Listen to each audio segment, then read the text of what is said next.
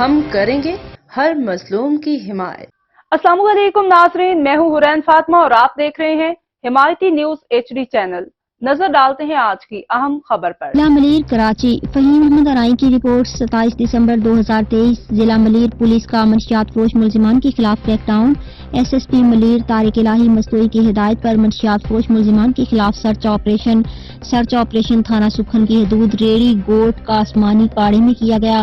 Search operation SP Malir division کی سربراہی میں کیا گیا۔ سرچ آپریشن میں ضلع ملیر کی پولیس کی بھاری نفری بشمول خواتین پولیس اہلکاروں نے حصہ لیا۔ سرچ آپریشن میں 6 نامی گرامی لسٹڈ منشیات فروش ملزمان کو گرفتار کیا گیا۔ ملزمان کے قبضے سے بھاری تعداد میں چرس، ہیروئن، آئس اور گٹکا برآمد۔ ملزمان کے خلاف 6 مقدمات درج کیے گئے۔ سرچ آپریشن میں 32 منشیات کے عادی افراد کو ED کے ریہیبلیٹیشن سینٹر کے حوالے کیا گیا۔